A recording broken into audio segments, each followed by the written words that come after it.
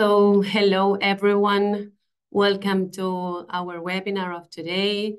We will be presenting the overview revision of the Chain of Custody Standard, version 3.0, and the new Chain of Custody optional model, requirements for alignment with EUDR. Very happy to have you here. We will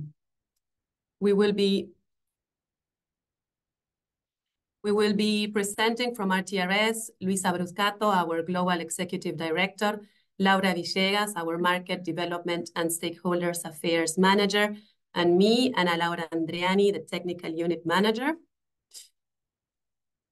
Just a couple of rules for us to keep in mind. We are having simultaneous interpretation available in Spanish and in Portuguese that you can choose.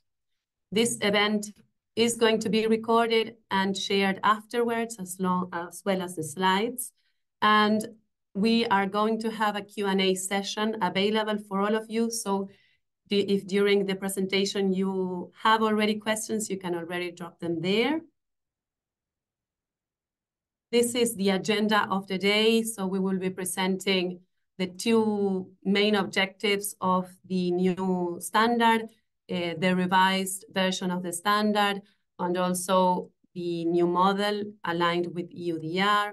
We will also have a moment to explain the RTRS market concept and a Q&A. But first of all, we will start with our Global Executive Director, Luisa Bruscato. Luisa? Thank you, Ana. Hello, everyone. Thank you all for coming to our webinar. So we are very pleased to see how many people are interested in this subject.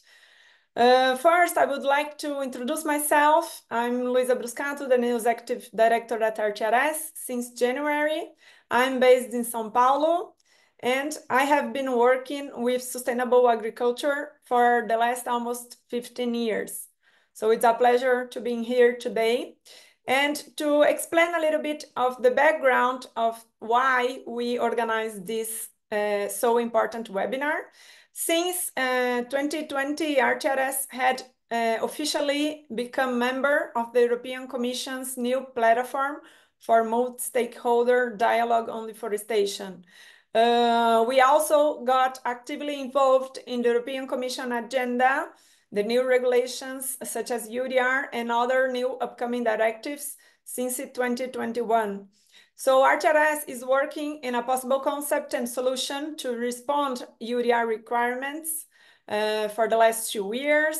We have partnered with supply chain and assurance experts, and also we evolved and changed a lot the concept of this tool, this new add-on, since these discussions.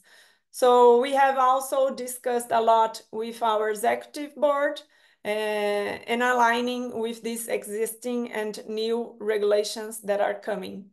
So the idea for today is for us to present a revised chain of custody standard and an optional model called Requirements for Alignment with EUDR Chain of Custody to help companies comply with the EUDR due diligence requirements.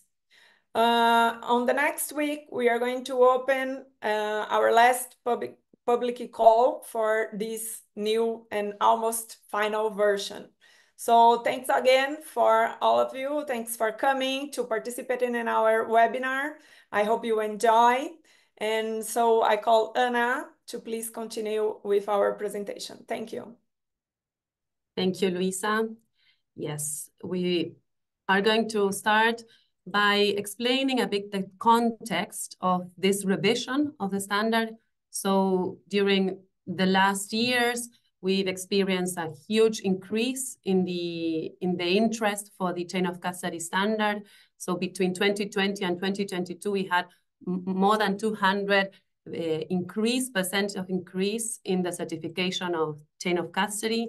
And that also, of course, came with a great expression of willingness from the demand side to understand and to work with our mass balance, particularly in their supply chains. Also, we needed to consider that our last in-depth revision of the chain of custody standard had happened a long time ago. so almost 10 years ago. And also with this growing interest, we were understanding that many of our indicators were not so easily and realistically applicable for many actors in the supply chain. For example, many of the actors that work with embedded soy. And on top of this, of course, the new legislation, the new directive of EUDR particularly, all of that combination of factors led us to begin with this revision. So we had two main objectives. We still have them. These two objectives are to revise the RTRS chain of custody. That today we are working with version 2.3, and to transform it into a more representative and comprehensive framework, a traceability tool for all the supply chain actors in a global way, from production and traders to the retailers. And our second objective was to develop a new chain of custody model aligned with EUDR requirements. And so for this, we started working around the beginning of March, of 2022, in March. That began with a first round of stakeholder consultation. We worked and consulted and interviewed in one-on-one meetings with more than 30 members of RTRS, trying to understand the supply chain and the difficulties with the chain of custody. We first made a presentation of this in our international conference in November 2022. Then we went on continuing with this process of consultation with one of the key stakeholders for us that are certification bodies, because they are also, of course, very important for us to understand their concerns, their difficulties when applying the certification and when auditing it. And that happened in 2023. We continued with project advisory groups, with presentations and rounds of one-on-one meetings again. We also held round of consultation with livestock producers, specifically, and aquaculture producers for this sector that was not very much represented in our chain of custody. Then we had a period of internal revision and recalibration that we needed to continue in, and that led us to where we are today.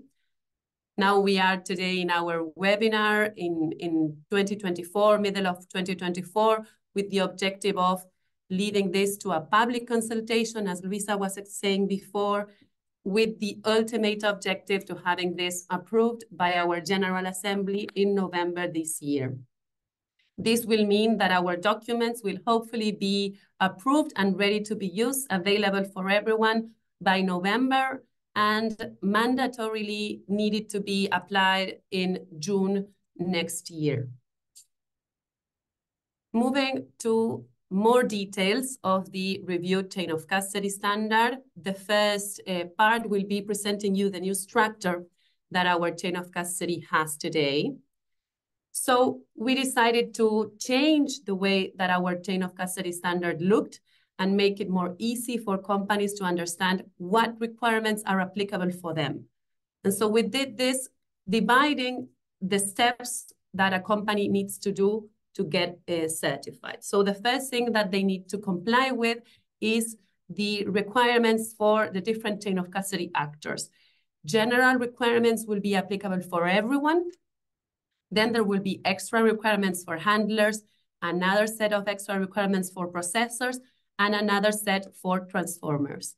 In the case of outsourced services, there is going to be another list of requirements for them. And when it comes to companies that work with embedded soy, then they will go directly to a contextual model that is the requirements for the lean chain of custody. Step number 2 for the actors that are handlers, processor, transformers, and outsourced is going to be to choose a chain of custody core model, and that means model mass balance or model segregation. And on top of this, they will need to comply with optional models that, of course, are applicable if they want to. And these are multi-site, non-GMO, country material balance, and the new requirements that are alignment with EUDR. Moving on to more details of the type of factors and requirements. As I said, the general requirements will be applicable to all actors within the supply chain, even those who only deal with soy or corn through a paper trail. This is something that started to happen more often in the last years. We started receiving demand from this sort of actors, and this case would be resellers, purchasing organizations, for example. Then actors like that are handlers, like traders, warehouses, cleaners, or cooperatives will need to add the extra requirements for handlers.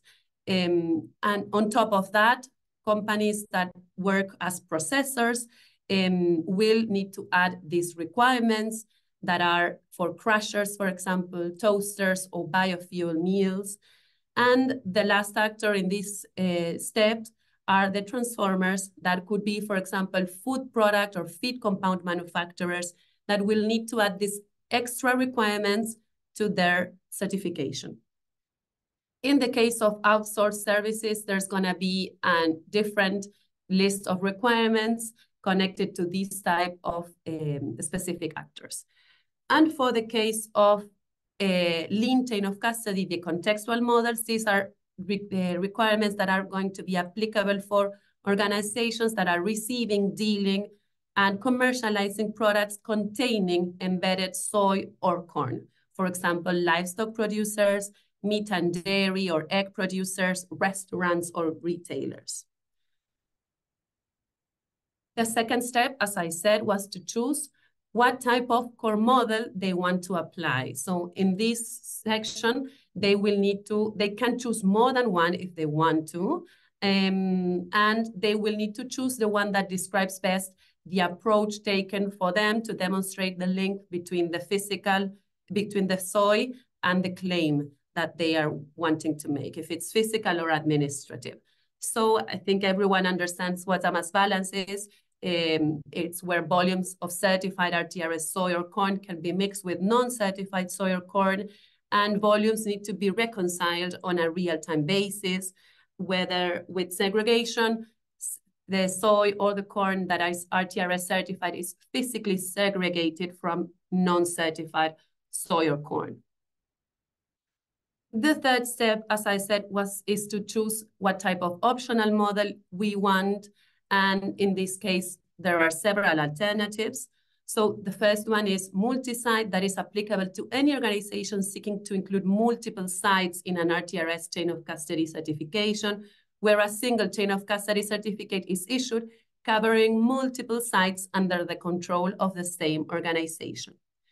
When it comes to the second optional model, that is non-GMO, this is applicable for organizations taking legal ownership of the RTRS certified material and making claims about the material output supplied to customers being RTRS non-GMO certified material.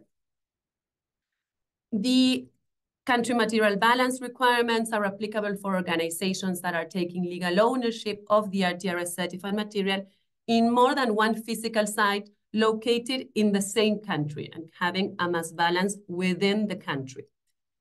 Whereas optional model number 4, that is the new one, is the requirements for the alignment with a EUDR.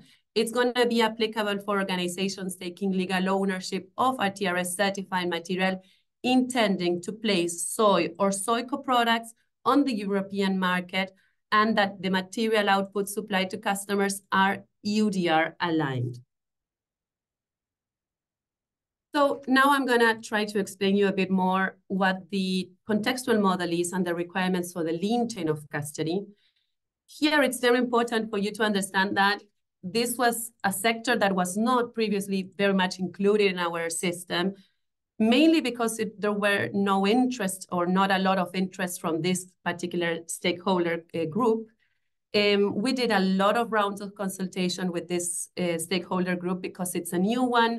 It's different. They don't work with the soy anymore. So the approach and the applicability of the requirements is completely different. So this is a model that will be followed by companies that are receiving products where RTRS soy or corn material has been embedded and who wish to be able to make a claim about the content of the RTRS soy or corn in their products. So in this graph, we see very explicitly what actors are before this, these actors that work with embedded soy. And this will be, for example, livestock or aquaculture producers, meat, dairy, or egg producers, or, for example, a retailer.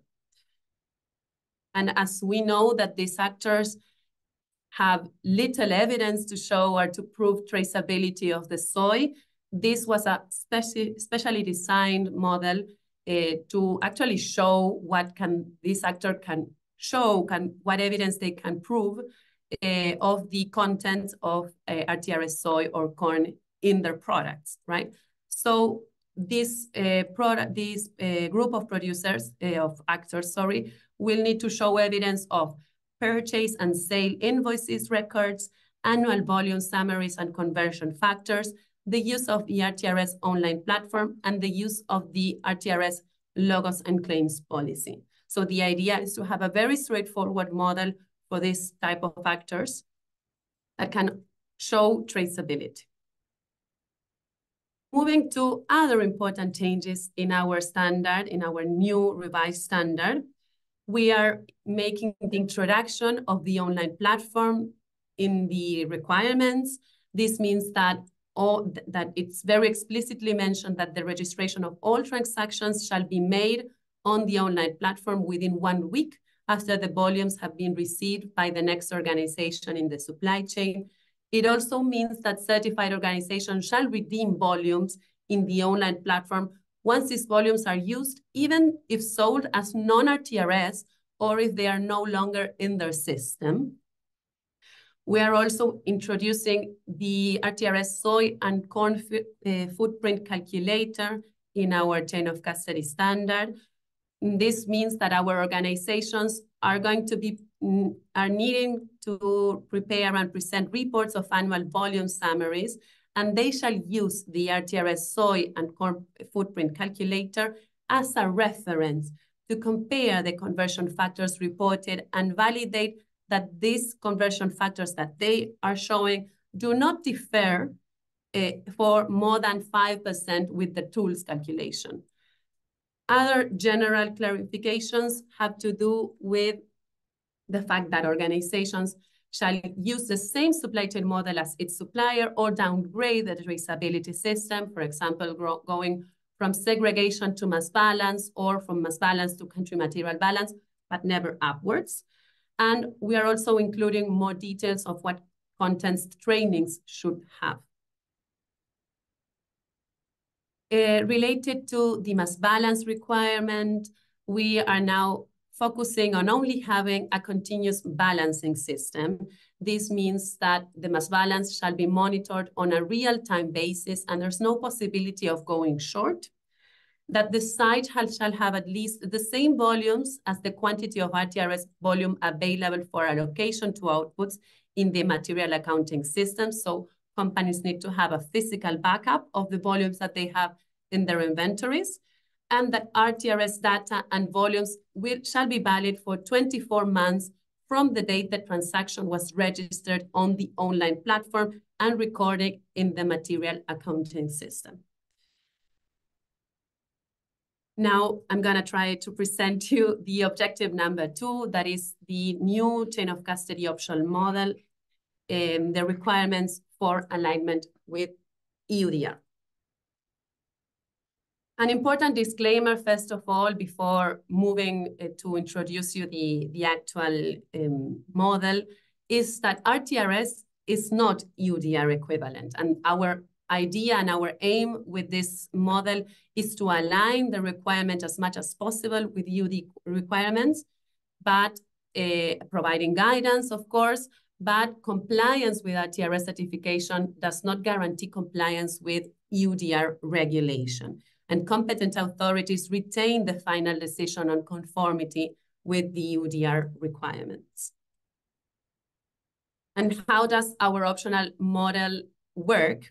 So it's an optional model that shall be used on top of the RTRS chain of custody core models that are segregation or mass balance. In the case of segregation, EUDR due diligence requirements need to be complied for the RTRS volumes. And in the case of mass balance, EUDR due diligence requirements need to be complied for RTRS volumes and non-RTRS volumes in a mix. For the non-RTRS volumes, operators shall show evidence of the system in place used to verify EUDR compliance. And this mix needs to be physically segregated from non-EUDR volumes. This is crucial. EUDR due diligence requirements apply to any volumes, as I said, certified and non-certified. Here are the list of the requirements of the EUDR due diligence requirements. What we did in this part of the chain of custody standard is to try to replicate the requirements of EUDR in a simpler way, in an easier way, trying to make it feasible for everyone to understand them. So the requirements are linked to information requirements, compliance with the relevant national legislation, like land use rights, environmental protection, forest-related rules, third-party rights, human rights protected under international law, free, prior, and informed consent, tax, anti-corruption, trade, and customs regulations. On top of that, a risk assessment, risk mitigation, a simplified due diligence, and records. So these requirements are taken from the articles of EUDR regulation 4, 8, 9, 11, 12, and 13. And what we did, because many of these many of these topics are already covered by our chain of custody standard or our production standard, these two standards are tools that operators can use to show compliance. And the idea is that the evidence gathering is already part of the RTRS audit process and that is available for compliance with EUDR due diligence requirements. So companies or producers that are already certified with RTRS are already in compliance with many of these requirements, and they will need to show the evidence and share the evidence with the next actor in the supply chain so that the operator can prove compliance with EUDR. This optional model will indicate what requirements are already covered with the chain of custody and production standard for guidance. So this will hopefully be very helpful for all of you. And how this alignment with EUDR model works. So RTRS certified volumes can be left alone in the yellow line, can be left alone, complying with EUDR due diligence requirements and be EUDR RTRS segregated. But if these volumes that are certified are mixed with non-certified volumes, but all the volumes are EUDR go through the EUDR due diligence requirements and are in compliance with those requirements, they can form the EUDR RTRX mix, which needs to be physically segregated from non-EUDR volumes. Here again, showing that the RTRS certified volumes that will comply with the RTRS standard for responsible soy production and with the chain of custody model for segregation that also are in compliance with the chain of custody optional model requirements for the alignment with EUDR will be EUDR RTRS segregated, whereas volumes that are RTRS certified, again, certified means chain of production standard and chain of custody standard, in this case, a mass balance model, that are mixed with non-certified volumes, but all of these volumes go through the compliance of EUDR due diligence requirements, and on top of this are physically segregated from non-EUDR volumes. They form the EUDR RTRS mix. And with this, I leave the floor to Laura that will share with us the market concept.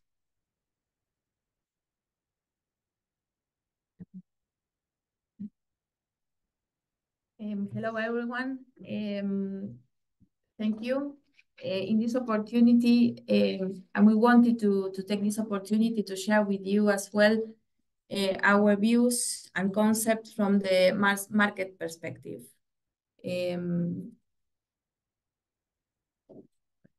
So during this whole period and process, when thinking about the future and role of RTRS, and of course the value of the certification, we framed the model, the chain of custody standard and the model itself on EUDR, on the new regulation, the EUDR itself, but also on a broader context. No, it was about the EUDR. It is regulation, legal compliance, of course, very much focused on deforestation, not on sustainability as a comprehensive approach as we are all used to, and all the commitments.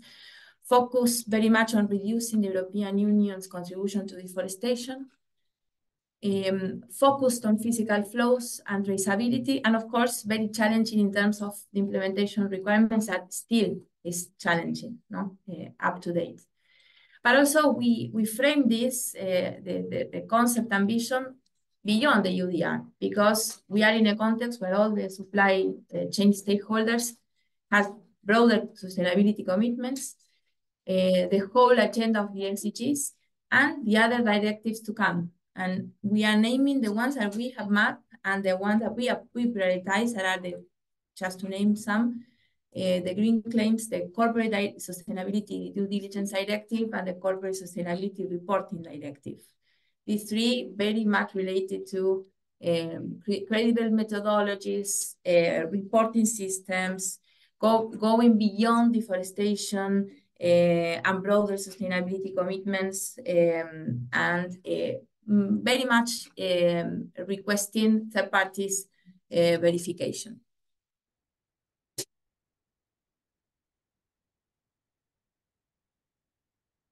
Okay.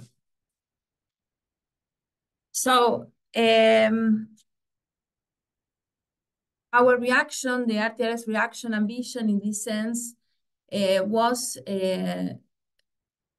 introducing a new complementary and a supply chain solution, as always, and very anchored in our vision and mission as an enabler of the RTRS Responsible Soy growth. And in this sense, we work in two main work streams and complementary work streams. This is, as we present, introduce a new chain of custody optional model, the Model 4, requirements for alignment with EUDR.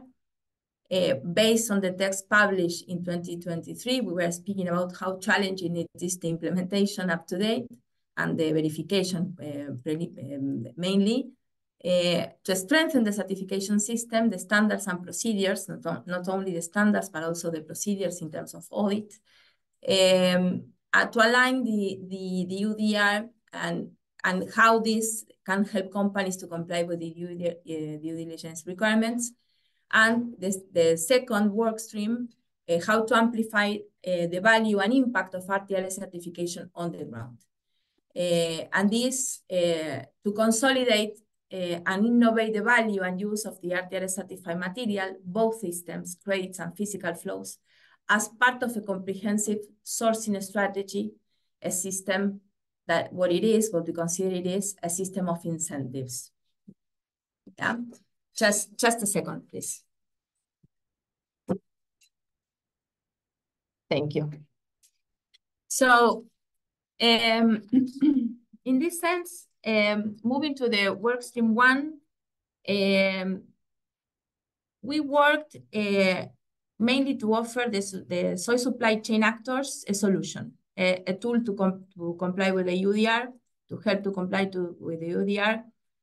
We worked to improve our value proposition. We work on upgrading and strengthening our certification system with a tool to help the compliance, because RTRS has the system That is at farm level, certification process conducted by accredited and independent third parties, the certification bodies. And we deliver more than the indicators that the EUDR is asking for, is 5 principles, 108 indicators. So the ultimate goal was to go beyond, offer more, keep the values of sustainability, and the ultimate goal is to make sure that the all RTRS producers have all the information needed to share with operators that shall comply with the EUDR due diligence requirements and go beyond these requirements with these more comprehensive sustainability goals. As an example of going beyond, one of the main indicators of RTRS production standard is the indicator on deforestation. You know, RTRS is a non-deforestation, non-conversion. This is an adding value to the requirements of the EUDR, that a conversion is not included in the regulation up to date, with an ambitious cutoff date and all the system in place of RTRS in terms of how to collect evidence and the evidence that is available, polygons, geolocalization. This is something that is already part of the system of RTRS as part of the audit, and the requirement is itself on top of what the EUDR is requiring. And in the principles and indicators of environmental aspects of the production standard, on top of deforestation and conversion, we have biodiversity aspects and so on. So this is an example of going beyond the due diligence requirements of the EUDR. And this is just to give you a quick overview of what we are saying, is that for the last years, RTRS has been analyzed and benchmarked for several organizations, even governments, and concluding that RTRS certification system is strong, is mature, is robust, is credible, and of course is continuing improving. And what we are presenting today is part of that, express that exactly. So moving to workstream 2, and referring to amplify the value of the impact of the ground of RTRS, we focus and stand for 2 main objectives here.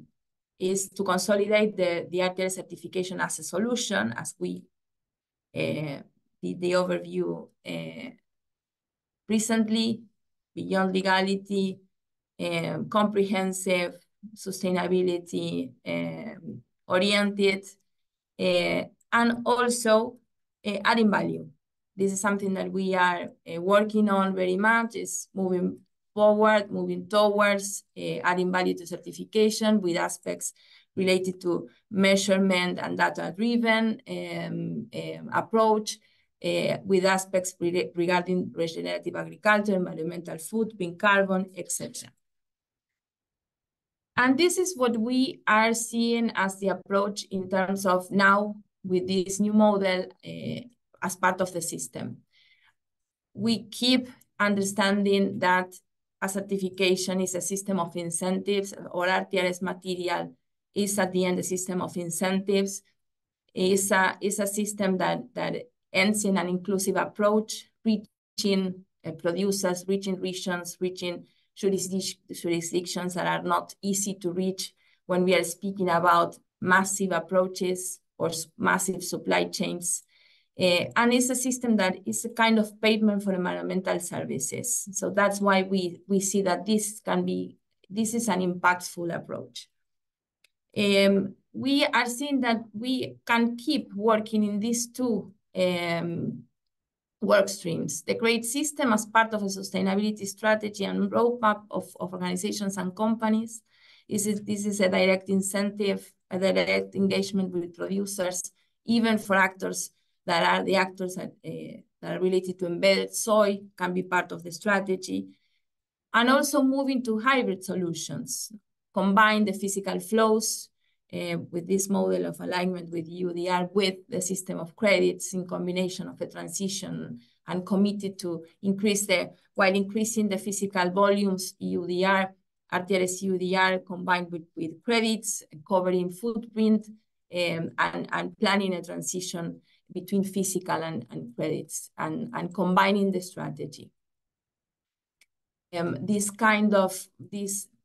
can see that these systems can be really complementary to any sustainability strategies of the organizations in terms of, again, is an incentive and motivator of soy farmers, acting as an engagement approach, direct incentives, no intermediates, can be connected to regional development, is a tool that can be used and complementary and be articulated with landscape programs and landscape approaches. They are already happening, especially in Brazil, in Balsas, in Mato Grosso, and in many others. Also can be an engagement tool now in this context in high risk areas already. And at the moment, the areas are not mapped, but might be. So we can also work on those strategies, focusing on specific corridors to Europe that can be impacted by the risk map that is coming in the future in the frame of the EUDR approach. 2 remarks to share. This approach in terms of complementary aspects and RTRS certification and others, no? But as a complement or a strategic partner for sustainability commitments or policies is not new. It's something that is already happening. We can share many cases already, many recognitions with other certification schemes and protocols, recognizing RTRS certification of chain of custody for physical flows, and also book and claim or the grade system to complement what they have.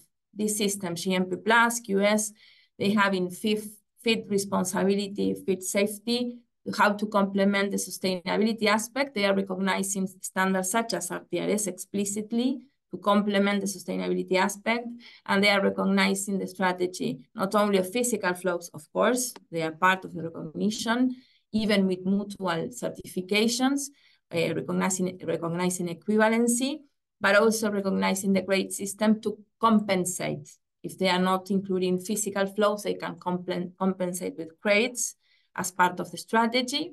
And this is a recognition that is going to be, in the case of QS, for example, is even considered for 2025 and is being considered to extend the date of this, because these systems are considering the grade system and book and claim system as a complementary tool. And the same for aquaculture. This is something that we have been working since 2018. This standards recognizes explicitly RTRS, and they rely on standards such as ours because of the credibility to comply with sustainability aspects for feed ingredients for feed, and credits are part of the accepted approach or strategy. So this is something to remark that is happening. This is having an impact on from the market perspective. And another remark is in terms of and just to finish, to show you RTRS and the behavior of this approach with numbers.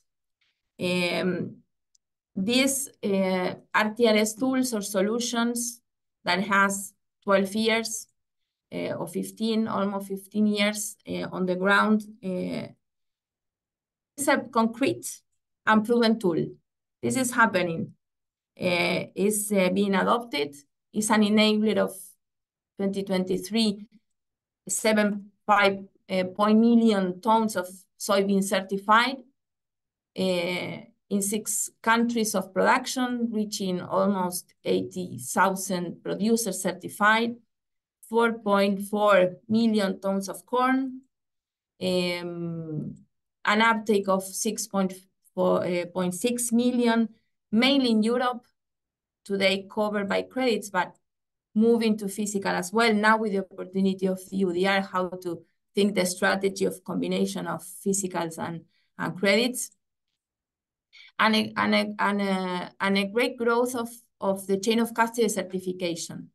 You can see there 16 countries, certification in 16 countries, but more than 400 sites certified, 55 ports. So it's important numbers that shows that this system that we are really remarking that is a complementary tool and a complementary solution for sustainability commitments is already implemented and has been an enabler of these results up to date.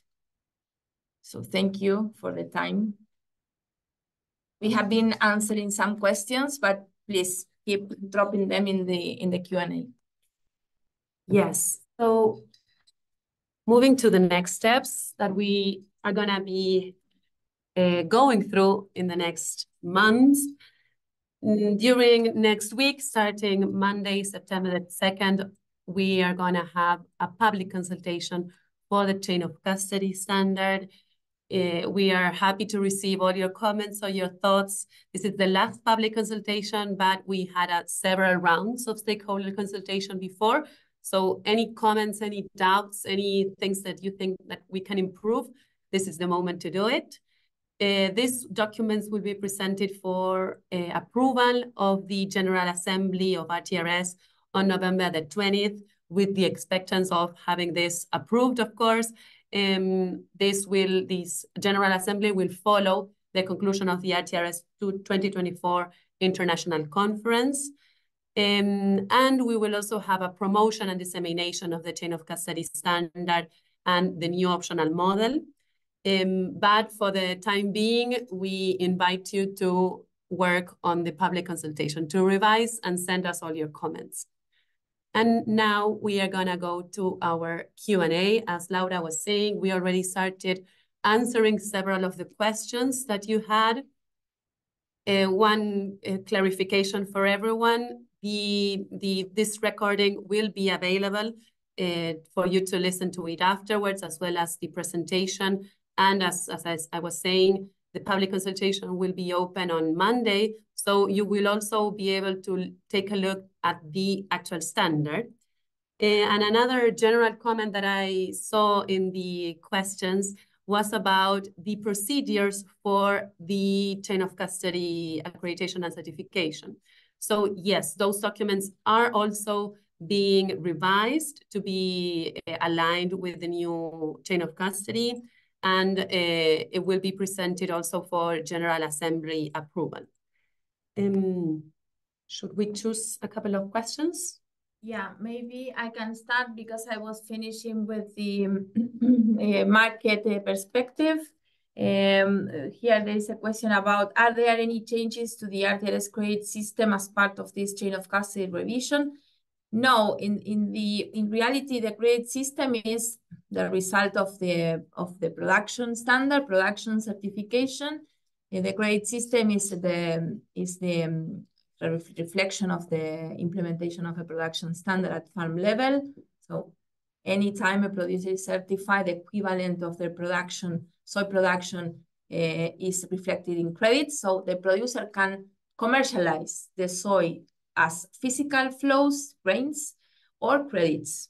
So at the moment, there is no change in that sense, because there is no change in the production standard as the approach of sustainability of RTRS. So as we explained a few minutes ago, any company that is choosing as the sustainability strategy to keep supporting responsible soy production by adopting credits as part of the roadmap and supporting producers and supporting directly sustainable production is something that will be available. Will not be changes in that sense. Good. There is another very similar. How do you see the credit commercialization from 2025 onwards? Will it continue working? Again, no? a credit system is an option, a commercial option for the whole supply chain actors. We really see value in the credit system as part of this system of incentives. So at the end, this is a decision of supply chain actors and how they are going to approach the sustainability strategy. So this is, we will see if this is going to shift more to physical flows, or will be like a balance between credits and physical flows. This is something that what we can see is that the credit system is something that is being recognized by many sectorial initiatives, schemes, as part again of the approach, and as a tool, as a solution to compensate and complement sustainability aspects that are not covered by any other approaches. So this is still an alternative for companies to choose. Good. There's Anna, if I can jump in here. So I think there is a very important question that it's like I think three people are asking. So this will cover the new EUDR requirements? I think if you can answer this one, it's... Yes, for sure. Thank you, Luisa. Exactly. This model is aligned, this new model is aligned with EUDR requirements. Again, as we said in the disclaimer, RTRS is not EUDR equivalent, and it's not up to RTRS to prove compliance with EUDR. This is up to the competent authorities, but the objective of this model was to align the requirements of EUDR and to make them in an easier way, in a more understandable way than the law, and also finding ways of connection with our certification with EUDR. There are many connections between the two things. And the idea is that this model is used by operators that are wanting to enter volumes to Europe of RTRS that are also, of course, in compliance with EUDR, because it's going to be mandatory for everyone entering volumes into Europe to be EUDR compliant. So I hope this is clear and understandable for everyone. Yeah. If I may choose another question, I think there is one very good. That is, the part of verification for EUDR can be out of the RTRS scope. I mean, can a participant get verified under EUDR with RTRS standard without being RTRS certified? Thank you, Luisa. Indeed, this is a very interesting question.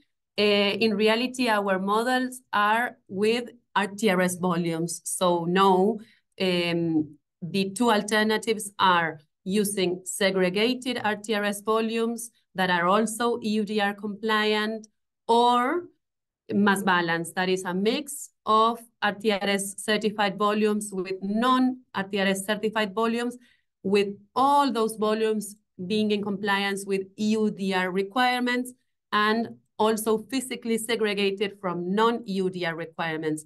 So no, RTRS is not finding for a solution for only volumes that are EUDR compliant, but without any RTRS volumes.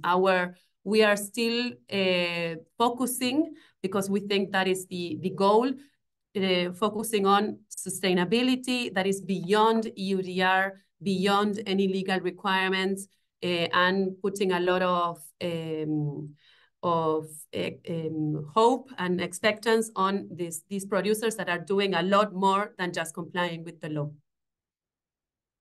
Here is another one that is important. Maybe it wasn't clear to me how the EUDR alignment model will ensure also that the EUDR requirements of providing coordinates of origin, is that included? Okay, so related to this, the alignment, the model is about what information producers need to share with the operators or the chain of custody actors, so that these operators can show compliance with EUDR to the competent authorities. The model is going to say what evidence, or sorry, what type of requirements they need to comply with, what is already complied with the RTRS production standard and chain of custody standard, but we are not having a platform to share the evidence or to share coordinates or the polygons, for example. This is gonna be depending on each operator and each producer sharing this to their supplier, to their company, to the buyer, sorry. Yes. But a certified producer needs to comply with the deforestation. Well, all certified producers comply with an even broader cutoff date, a more strict cutoff date than EUDR. Our producers, the RTRS producers, have a cutoff date for deforestation that is 2009 for certain areas and 2016 for anything, even conversion is not allowed, whereas EUDR has a cutoff date of December 2020. So yes, all of our producers are already aligned, even complying with more than what EUDR is asking for. Other questions?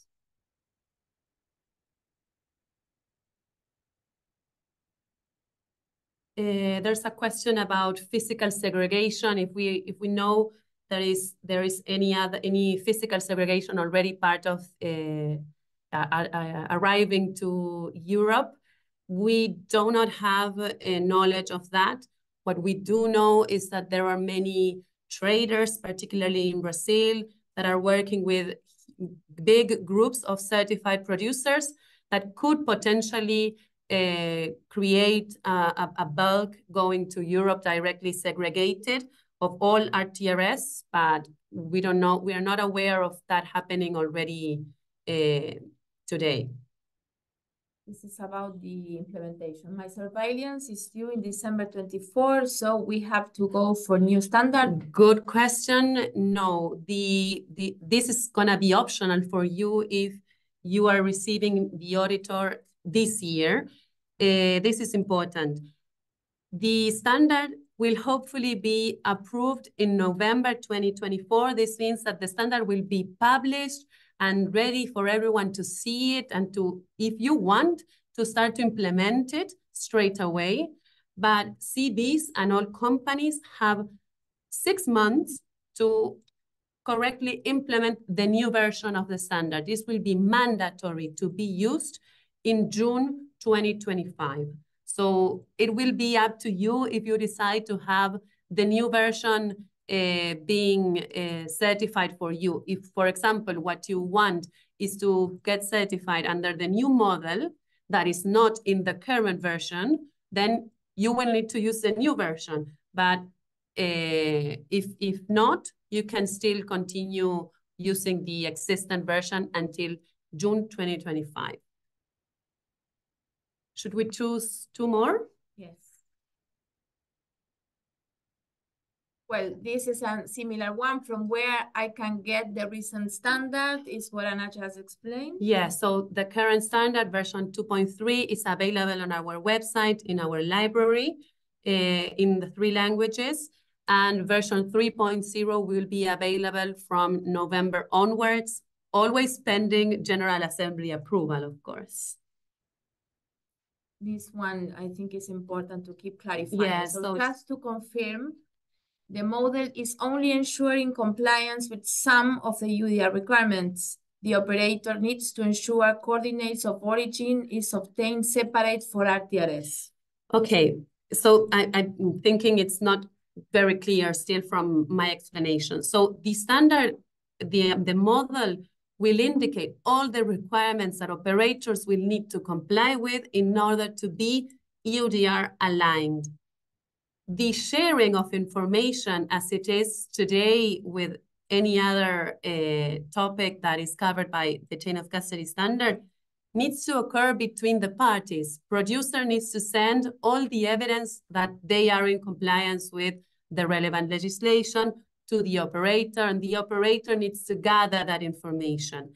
It's part of the certificate of the standard and of the model, and the auditor will check this, but it's not up to RTRS to provide a tool to share the information.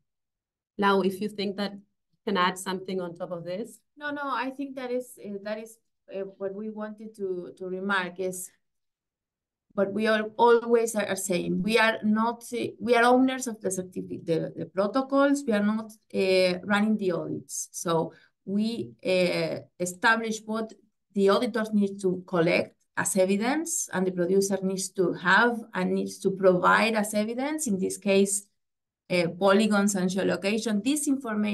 That information will be available because it's part of the audit, but it's not that we are going to provide that information. We are not owners of that information. So as part of the process, a certified producer will have that information available as per request of an operator when they need to comply with the due diligence requirements. So will be part of the process of audit. Exactly. If it may be that, please tell us if it is not clear enough. Yeah. And the last question, how does RTRS support the requirements to comply with the laws of the country of production and the collection and or provision of evidence in this respect? Can you be more explicit? Yeah, sure. Our certified producer, the RTRS certified producer, has to comply with 108 indicators. So a lot more detail than what EUDR is asking for. The 5 principles, legal compliance, social aspects, community aspects, environmental aspects, and good agricultural practices. This is part of the audit that every year the certified producers have to go through.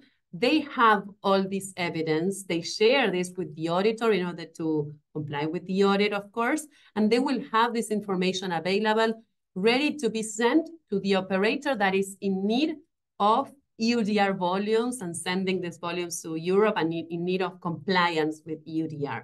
So all the requirements that are related to laws, to relevant laws and compliance with relevant laws in EUDR are already covered by the certified producers. If there are more questions, because we are about to finish, and I see there are still many questions, we will be working on replying all the questions to all of you. If you have more questions, you can send us an email. Now I'll go to the next slide for you to get in touch with us. So you can send us an email to me, Ana Laura, or to Laura if it's about market. We are gonna be helping you and sharing all the insights that we can. And again, next week, the standard is going to be available for public consultation. So we invite you to please comment there, to please share your thoughts and help us have the best standard that we can, because that's the ultimate goal, to have something that is applicable and useful for the supply chain actors. And lastly, we invite you to our conference, our international conference towards the regenerative transition. It's going to take place in Ghent, in Belgium, on the 19th and the 20th of November. So yeah, we invite you to be there. You can already start checking in, and we expect you to be there. Also, bear in mind that if you are members of RTRS, we're going to have this General Assembly process. So it's important that you participate, not only for the approval of this document, but for many other things that are important to be discussed. So we expect you there. Very happy that you were able to participate. Ana, if I can jump in here just to say thank you, Ana and Laura, for sharing all this information. And just to clarify, in this rtrsconference.org, you can access the ticketing system. Here in this slide, we have the conference website. So it's now available for purchasing the tickets for the international conference. The main topic is going to be towards a regenerative transition. All the agenda is already available. You also can become a sponsor, so it's still available to buy the sponsorship as well. So please, you are all welcome to participate in our international conference. And for those who are members, the General Assembly is also going to take place in the same venue in November 20. So thank you very much for coming. Thank you all for the participation and for the questions as well. See you in the next webinar. Thank you very much, everyone. Bye-bye.